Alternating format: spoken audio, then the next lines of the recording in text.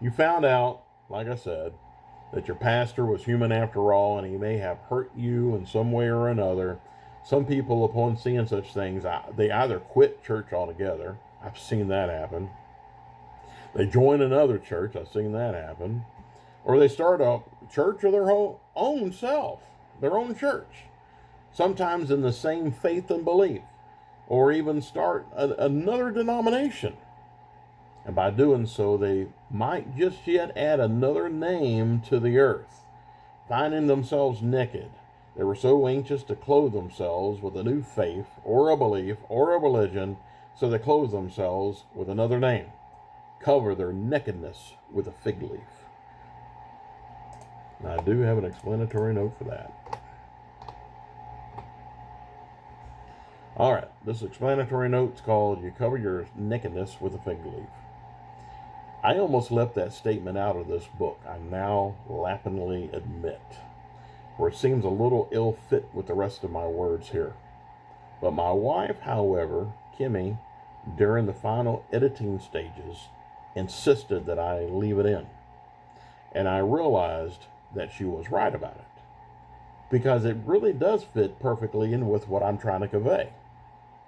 Now, back in the year 2000, when I first wrote those words in, I first wrote this book back in 2000, I was in a passion to express a certain thought without realizing, though, that it could raise a serious eyebrow or two of curiosity.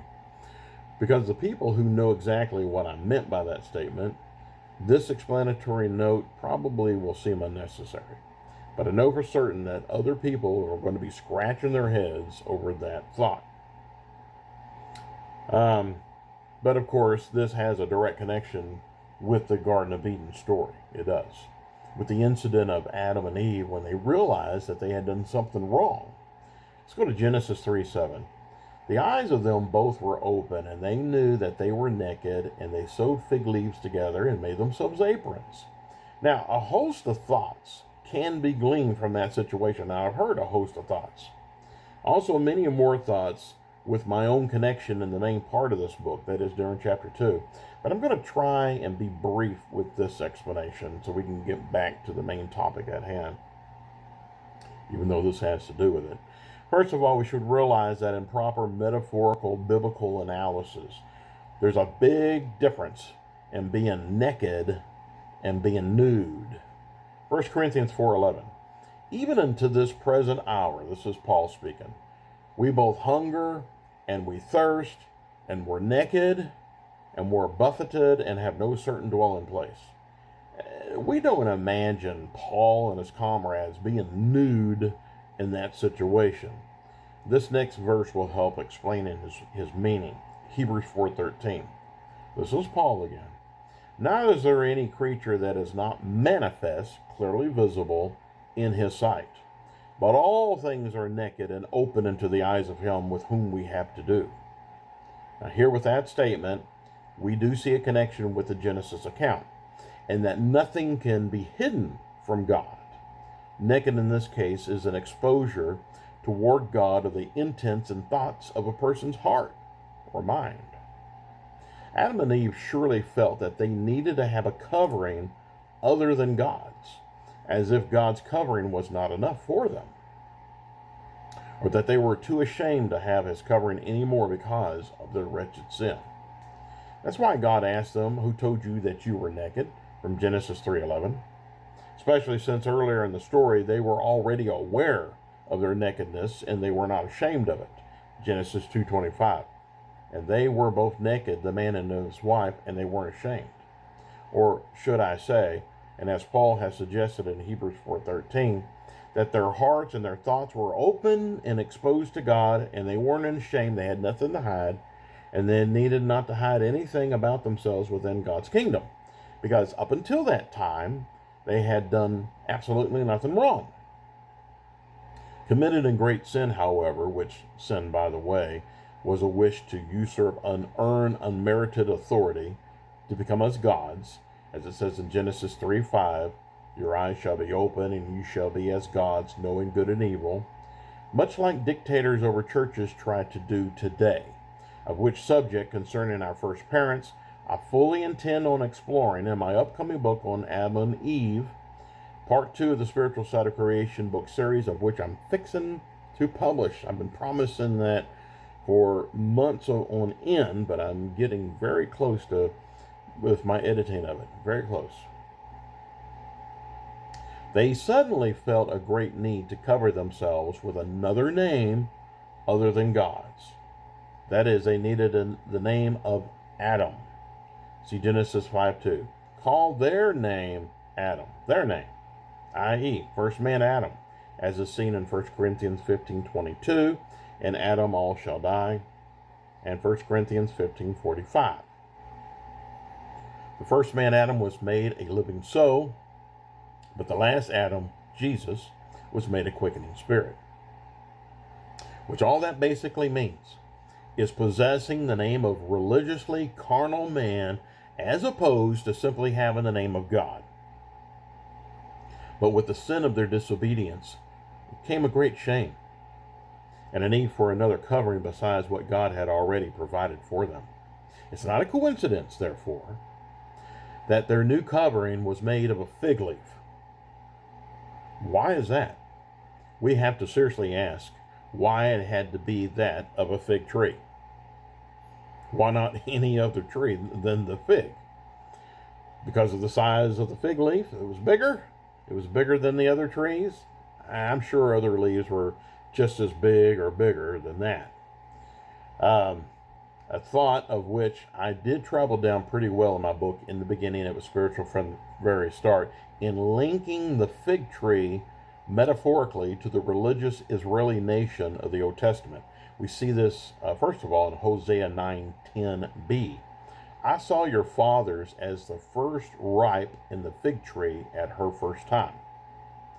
And as also seen in the parable of Luke 13:6-9, when Jesus said, a certain man had a fig tree planted in his vineyard, and he came and sought fruit thereon. You know, fruits of the Spirit, as we see in Galatians 5:22-23. And he didn't find any, etc. Which in turn links directly with Matthew 21:19-20 and Mark 11:13-14 and 20. The story where he says, and seeing a fig tree afar off, having leaves, he came, and happily he might find anything thereon. And when he came to it, he found nothing but leaves, for the time of the figs was not yet, or the time of the fig was just not. I'm not speaking of the natural land in Israel or Judea, but the Hebrew nation as a religious state, of their covenant, their worshiping of God, which began with their fathers, Adam, Abraham, Isaac, and Jacob, which ultimately had led to the corrupted religious leadership of Jesus' day. You know, the historical Pharisees, the historical Sadducees, and all that. Even Moses had warned the Israeli nation that they religiously and spiritually would fall horribly away from God's ways. We see this in Deuteronomy 31:29. I know that after my death you will utterly corrupt yourselves and turn aside from the way which I have commanded you, and evil will befall you in the latter days, because you will do evil in the sight of the Lord to provoke him to anger through the work of your hands. Subnote coming up. But this is talking to Israel. It's not talking about anybody else, but Israel. And all this because religiously they began to worship and serve in the name of Adam rather than in the name of God, i.e. they worship and serve the creature more than the Creator. So in our account in Genesis of the sin that began with Adam and Eve, we see for the very first time in history a linking to the religious carnal mindset of man, and of wanting to operate religiously in their own name rather than in God's name. And any time man wants to do their things their own way religiously, especially for selfish gain, selfish needs, selfish wants, they then also are working within that same spirit of first man Adam and also of Eve that they had done all those years ago. So basically, what I'm saying is that the fig leaf did not represent a piece of natural clothing in that instance. It instead, again metaphorically, represented a religiously carnal mindset of how man had from that day forward served and worshiped God in fleshly form, man's covering, until that is Christ had come to reconcile man to the Father and to introduce a spiritual path. Now, again, I'm going to be speaking more about that fig leaf in my upcoming book on Adam and Eve. And two, I am also insinuating that every time somebody has a name other than Jesus for their religion, that they too had found themselves naked and did cover themselves with another name, which again is first man Adam, but which indeed comes modernly in the form of other names also, religious names and applications that man had invented. Think about it. This, however, is not an insinuation that since modern people end up wearing a fig leaf apron themselves, that they have necessarily committed some atrocious sin as did our first parents.